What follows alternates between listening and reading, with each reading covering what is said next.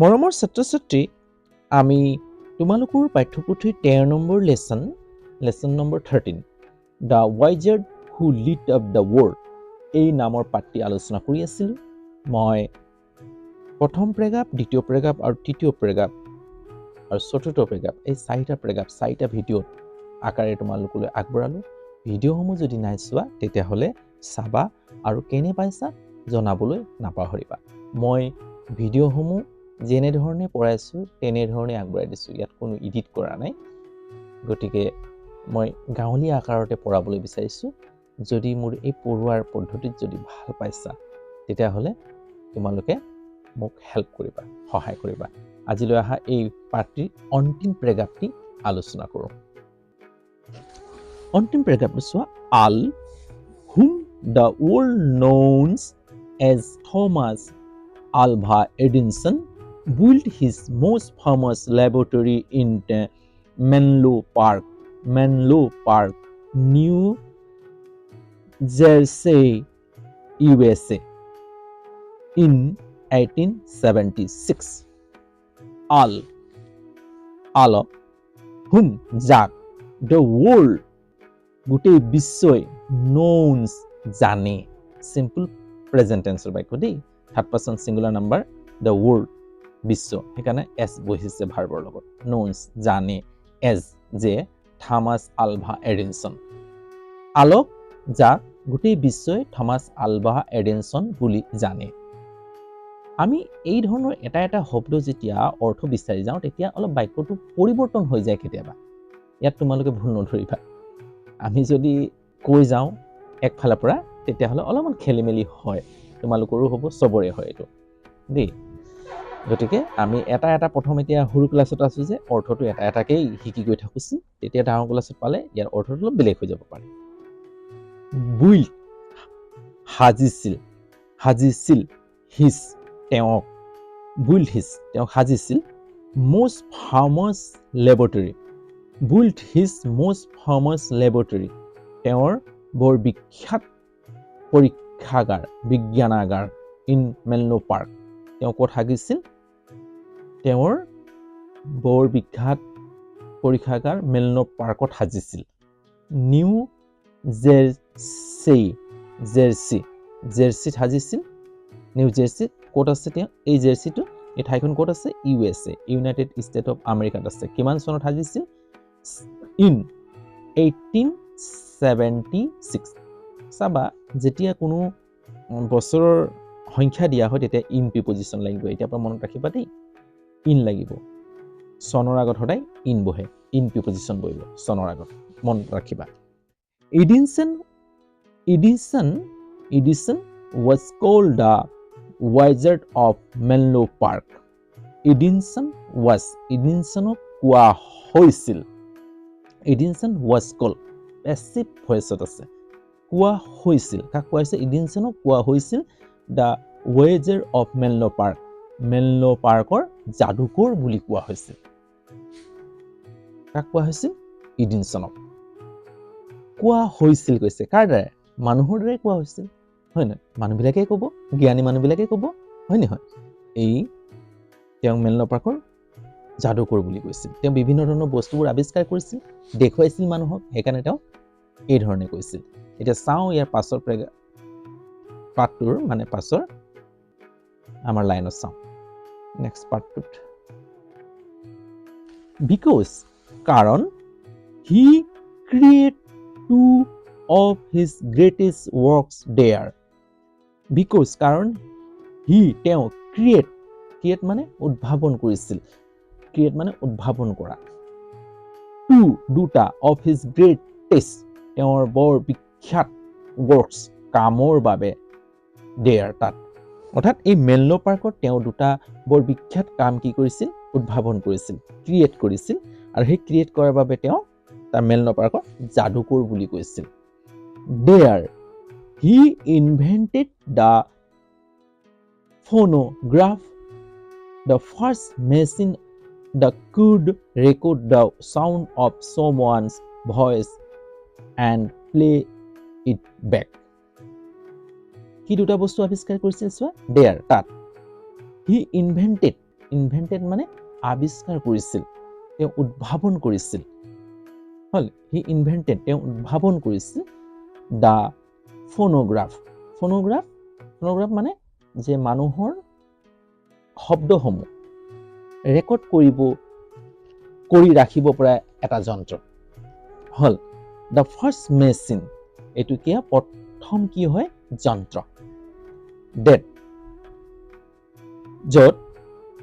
য'ত could record কৰিব পাৰিছিল। ৰেকৰ্ড কৰিব পাৰিছিল মানে সংৰক্ষণ কৰিব পাৰিছিল, সংৰোপণ কৰিব পাৰিছিল দ্য চাউণ্ড, শব্দসমূহ অফ someone's voice, যিকোনো মানুহ বা বস্তুৰে শব্দসমূহ তেওঁলোকে ৰেকৰ্ড কৰি ৰাখিব পাৰিছিল, সংৰোপণ কৰিব পাৰিছিল, ধৰি ৰাখিব পাৰিছিল। এণ্ড আৰু প্লে, বজাইছিল, ইয়াক প্লে কৰিব পাৰিছিল। ইট বেক পাছত, ইট বেক মানে পাছত, ইয়াক পাছত আকৌ কি কৰিব পাৰিছিল, শুনিবৰ বাবে তেওঁ কি বজাব পাৰিছিল, প্লে কৰিব পাৰিছিল, অৰ্থাৎ চলাব পাৰিছিল। হল ইন 1877, এতিয়া এইটো কেতিয়া কৰিছিল 1877 চনত। ইনটো চোৱা, চনৰ আগত ইন বহিব প্ৰিপজিশ্যন আহিব দেই। Edison recorded the first words, এডিসনে কি কৰিছিল, সংৰোপণ কৰিছিল, অৰ্থাৎ ধৰি ৰাখিছিল। ৰেকৰ্ড কৰা মানে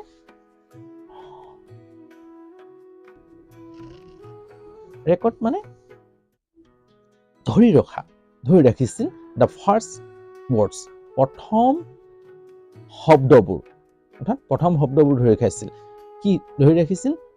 হি recited the nursery rhymes, Mary had a little lamb, and the phonograph played the words back to him. He recited, তেওঁ আবৃত্তি কৰিছিল। ৰিচাইট মানে আবৃত্তি কৰা, ইডি লাগি গৈছে, ৰিচাইটেড চিম্পল পাষ্ট টেন্সত দেই। আবৃত্তি কৰিছিল দ্য নাৰ্চাৰী ৰাইম মানে সৰু ল'ৰা ছোৱালীৰ কবিতাসমূহ, অৰ্থাৎ শিশু কবিতাসমূহ তেওঁ কি কৰিছিল, শিশুৰ কবিতাসমূহ তেওঁ আবৃত্তি কৰিছিল। সেই কবিতাটোৰ নাম কি আছিল? Mary had a little lamb. আমি পাইছোঁ কবিতা, এই কবিতা আমি পঢ়িছোঁ, Mary had a little lamb. বৰ ভাল কবিতা, তোমালোকে কবিতাটো পঢ়িবা। যিমানে কবিতা পঢ়িবা চাবা উচ্চাৰণটো শুদ্ধ হ'ব দেই, আৰু স্মৃতিশক্তি বৃদ্ধি হয়। এণ্ড আৰু দ্য ফোনোগ্ৰাফ প্লে, আৰু সেই ফোনোগ্ৰাফটো কি কৰিছিল? প্লে কৰিছিল, বজাইছিল। The words back to him, আৰু তেওঁৰ শব্দসমূহ তেওঁ আকৌ কি কৰিছিল? শুনিছিল, বজাই আকৌ শুনিছিল তেওঁৰ শব্দসমূহ। হল বেক মানে পাছত, তেওঁ আকৌ সেই শব্দসমূহ শুনিছিল। Then he invented the most famous light bulb there. Then পাছত, হল পাছত বা তেতিয়া, he invented, তেওঁ উদ্ভাৱন কৰিছিল the most famous, এটা বিখ্যাত, most famous মানে বৰ বিখ্যাত লাইট বাল্ব, বৈদ্যুতিক চাকি there তাত। আৰু তাত তেওঁ কি কৰিছিল? তেতিয়া এটা বৈদ্যুতিক চাকিও তেওঁ কি কৰিছিল? তাক আৱিষ্কাৰ কৰিছিল। ক'ত আৱিষ্কাৰ কৰিছিল? মেনলো পাৰ্কৰ লেবৰেটৰীত।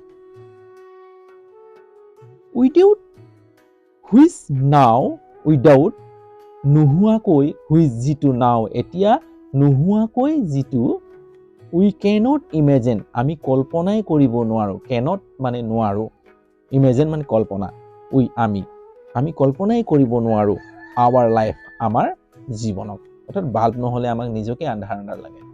আমি কাৰেণ্ট নাহিলে কি হৈ যাওঁ? এঘণ্টা যদি ৰাতি কাৰেণ্ট নাহে, তেতিয়া আমি কি হৈ যাওঁ? আমি মানসিকভাৱে পঢ়ি যাওঁ যে লাইটটো কেতিয়া আহিব, কাৰেণ্ট কেতিয়া আহিব, হয় নাই? কাৰেণ্ট আহিব, তেতিয়া বাল্বটো জ্বলিব। যদি বাল্বে নাথাকিলে হয়, তেতিয়াহ'লে আমি লেমৰ চাকিত আৰু মমবাতি জ্বলাই পঢ়িবলগীয়া হ'লে হয়। আমি পঢ়িছিলোঁ আগতে। গতিকে তোমালোকে এতিয়া যদি গাঁৱৰ নহয়, টাউনত যদি আছে, আজিকালি গাঁৱতো প্ৰায় কাৰেণ্ট থাকেই, তথাপিও কিছুমান গাঁৱত নাথাকিবও পাৰে, মই নাজানো। কিন্তু যদি তোমালোকে বাল্বত পঢ়ি আছা, বাল্ব জ্বলাই পঢ়ি আছা, তেতিয়াহ'লে তোমালোকে অনুভৱ কৰিব পাৰিছা যে কাৰেণ্ট নাথাকিলে বা বাল্বটো যদি ফিউজ হৈ যায়, যদি ঘৰত অন্য এটা বাল্ব নাই, তেতিয়া কেনেকুৱা লাগে পঢ়া সময়ত, হয় নহয়? নিজকে কণা কণা যেনহে লাগে, বৰ আন্ধাৰ দেখা পোৱা যায়, হয় নহয়? সেয়ে কৈছে যদি সেই বাল্বটো সেই মেলন পাৰ্কতে তেওঁ কি উদ্ভাৱন কৰিছিল, যিটো নহ'লে আমি আমাৰ জীৱনটোক কল্পনাই কৰিব নোৱাৰো, হয় নহয়? বাট কিন্তু inventing the light bulb was not an easy task. But কিন্তু ইনভেন্টিং দ্য লাইট বাল্বটো আৱিষ্কাৰ কৰাটো ৱাজ নট নাছিল এন ইজি, বৰ সহজ, এন ইজি, এটা easy task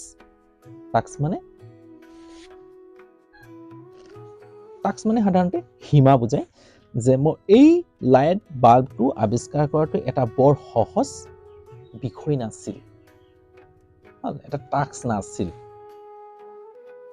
Edison and his co-workers experiment and failed 1,000 times. Edison and আৰু his তেওঁৰ co-workers মানে সহযোগীসকলৰ এক্সপেৰিমেণ্ট পৰীক্ষা নিৰীক্ষাৰ and Edison and his co-worker experimented মানে পৰীক্ষা নিৰীক্ষা কৰিছিল, and এডিনছন আৰু তেওঁৰ সহযোগীসকলে পৰীক্ষা নিৰীক্ষা কৰিছিল, and আৰু ফেইল অসফল হৈছিল 1,000 times, এটা 1,000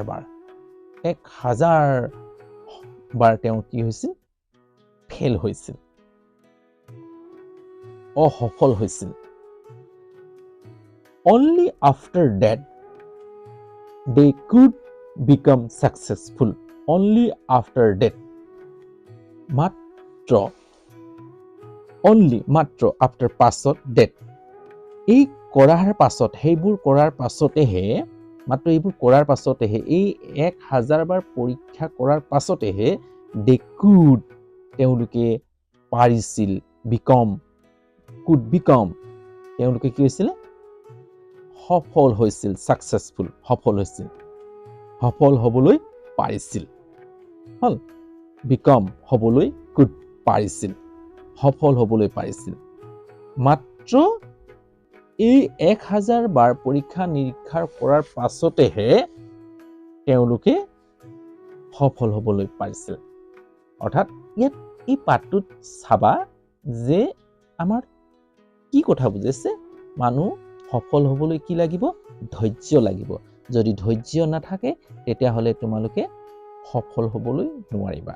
অৰ্থাৎ আমাৰ যদি ধৈৰ্য নাথাকে তেতিয়াহ'লে আমাৰ মানসিকভাৱে আমি ভাগি পৰোঁ, আমাৰ মনটো চঞ্চল হৈ যায়। গতিকে চঞ্চল মনত একাগ্ৰতা কৰিবলৈ মানুহক ধৈৰ্যৰ বৰ প্ৰয়োজন হয়। চোৱা, আমি যদি এবাৰ দুবাৰেই নোৱাৰোঁ এৰি দিওঁ, কিন্তু তেওঁ 1,000 বাৰ পৰীক্ষা নিৰীক্ষা কৰিছে, তাৰ পাছতেহে বাল্বটো আৱিষ্কাৰ কৰিছে, আৰু সেই বাল্বটো এতিয়া আমাৰ বাবে বৰ সহজলভ্য হৈ পৰিছে, হয় নহয়, বৰ উপযোগী হৈ পৰিছে। এতিয়া চোৱা, তেওঁ কিমান কষ্ট কৰিছিলে, হয় নহয়, সেইকাৰণে পঢ়াৰ কামটো বৰ কষ্টকৰ আৰু বৰ সহজ। যোনে বুজি পাব তাৰ বাবে সহজ, যোনে বুজি নাপায় তাৰ বাবে কঠিন। The whole world called him a genius. The whole world, গোটেই বিশ্বই কৈছিল him, তেওঁক, এজন জিনিয়াছ বুলি কৈছিল। জিনিয়াছ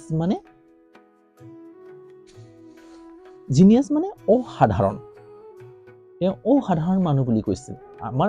আমাৰ দৰেই মানুহ নহয়, তেওঁ এটা বেলেগ ধৰণৰ মানুহ, অৰ্থাৎ ভগৱানৰ তুল্য মানুহ বুলি কৈছিল, হয় নাই, তেওঁ জিনিয়াছ বুলি কৈছিল। জিনিয়াছ মানে বৰ জ্ঞানী, তাতকৈ জ্ঞানী আৰু পৃথিৱীত নাই, অসাধাৰণ। তেওঁ সাধাৰণ মানুহ নহয়, তেওঁ ভগৱানৰ তুল্য মানুহ, গোটেই বিশ্বই কৈছিল তেওঁ। বাট কিন্তু Edison believed that having an idea is not enough. But কিন্তু ইডিনছনে বিশ্বাস কৰিছিল that যে having an idea যদি এটা আইডিয়া থাকে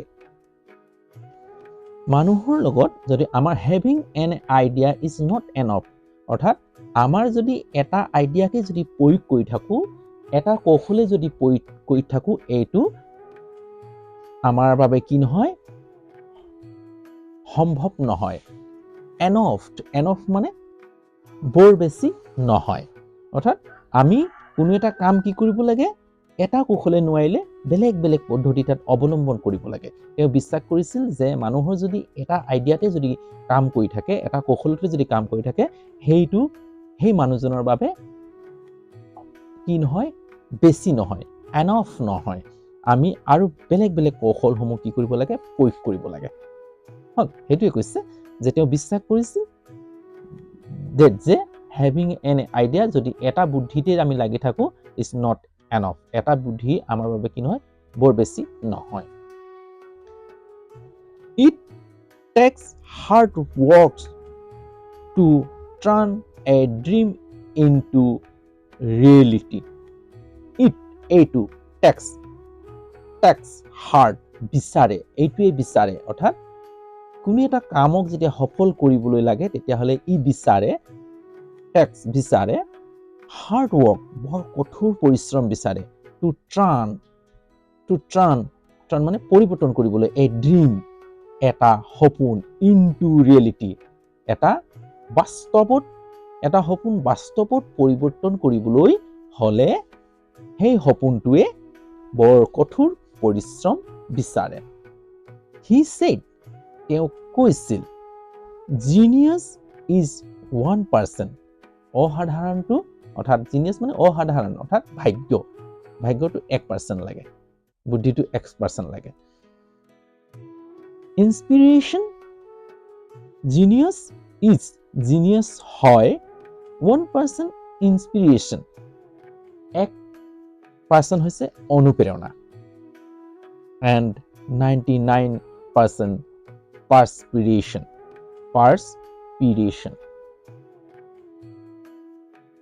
99% কি হৈছে perspiration মানে কঠোৰ পৰিশ্ৰম অৰ্থাৎ তেওঁ কৈছে জিনিয়াস মানে 1% কি থাকে তাত ইনস্পিৰেশন থাকে অনুপ্ৰেৰণা থাকে প্ৰেৰণা থাকে কিন্তু 99% কঠোৰ পৰিশ্ৰম থাকে পাৰস্পিৰেশন থাকে এখানে কৈছে তেওঁ কৈছে যে মানুহে এনে জিনিয়াস কৰিলে নহব জিনিয়াস শব্দৰ অৰ্থটো কি যেজন মানুহ জিনিয়াস হবলৈ হলে 99% তেওঁ কঠোৰ পৰিশ্ৰম কৰিব লাগিব সাধনা কৰিব লাগিব তেতিয়াহে তেওঁ এজন জিনিয়াস কোৱা যাব মাত্ৰ তাত 1% হে কি থাকে